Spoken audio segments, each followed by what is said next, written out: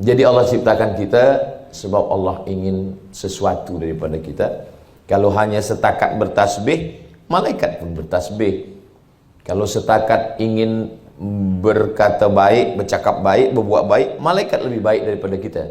Tapi mereka baik kerana tak ada hawa nafsu. Sedangkan kita, walaupun ada hawa nafsu, kita boleh tetap baik. Maka kalimah yang paling tinggi, paling mulia adalah tasbih. Itulah mengapa dalam sembahyang, waktu rukuk tasbih, subhana rabbiyal azimi wa bihamdih. Waktu sujud pun tasbih, subhana rabbiyal a'la wa bihamdih. Sebab tasbih adalah ucapan malaikat.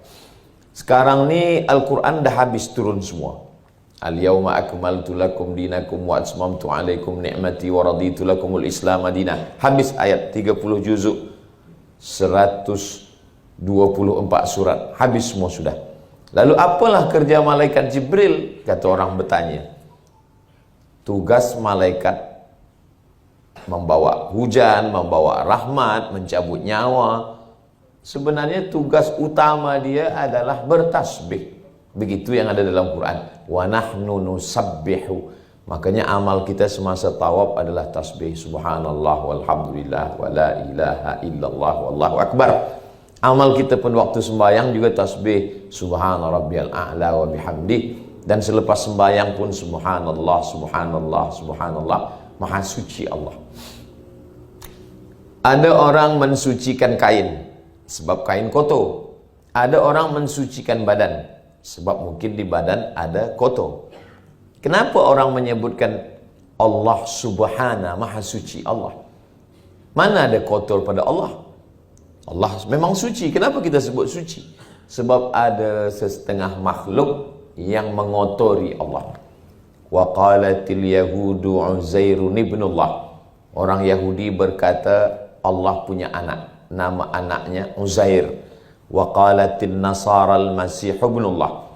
Mereka mengatakan pula lagi Allah punya anak, nama anaknya Masih. Lalu kemudian orang Yahudi mengatakan wa qalatil yahudu yadullah maghlulah. Orang Yahudi berkata tangan Allah terikat dengan tali temali. Maka kerana mereka berani untuk mengotori, menodai Allah yang suci, maka kita datang sebagai umat Nabi Muhammad SAW, kita berkata subhanallah, maha suci Allah dari segala yang tak baik. Itulah mengapa qabliyah subuh itu kita menafikan itu semua. Qul huwallahu ahad, Allah Esa, Allahu samad, meminta hanya kepada dia saja.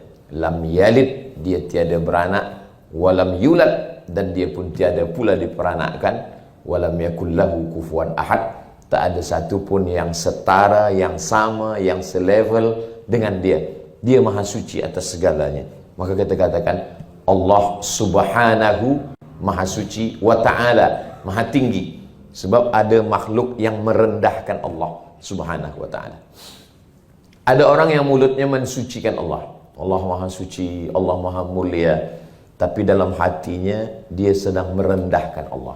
Manakala dia ragu tentang rezekinya, dia ragu tentang jodohnya, dia ragu tentang macam mana hidup dia tua, dia ragu. Maka keraguan ini sebenarnya datang daripada dua. Yang pertama, fikiran manusia. Yang kedua, bisikan syaitan. Jadi kita ini ada namanya hadithun nafsi, yang berbisik-bisik di dalam hati. Kalau mulut kita boleh hentikan, kita boleh berhenti bercakap. Tangan, kaki kita boleh hentikan. Tapi ada satu yang kita tak boleh stop, yaitu fikiran. Fikiran kita selalu bercakap terus. Dan yang membuat letih ini fikiran. Yang membuat letih ini adalah fikiran kita. Nanti akan begini, akan begini, akan begini, akan begini. Maka untuk menghentikan fikiran itu, zikir. Zikir mengalihkan pikiran kita dari bercakap sendiri untuk kepada beban baru.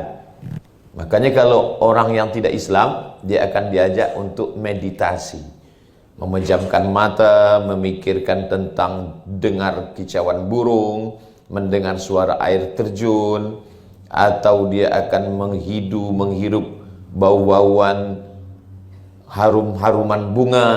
lalu kemudian diajak untuk mengosongkan fikiran. Dalam Islam tidak. Kita tidak disuruh untuk mengosongkan fikiran. Kita hanya untuk bertasbih. Kita diajak, maka kita dengarlah ulama tasbih yang elok, subhanallah wa bihamdihi subhanallahil azim. Kalimatani, dua kalimat.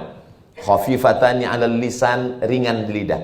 Thaqilatani fil mizan, tapi berat pada timbangan mizan hari kiamat. Habibatani ilar rahman, kalimah ini disukai, dicintai Allah. Subhanallah wa bihamdihi subhanallahil azim, subhanallah wa bihamdihi subhanallahil azim. Maka bila kita bertasbih, mulut kita bercakap, telinga kita mendengar, fikiran kita beralih dari apa yang kita fikirkan sebelumnya, kita fokus kepada yang sedang kita cakapkan.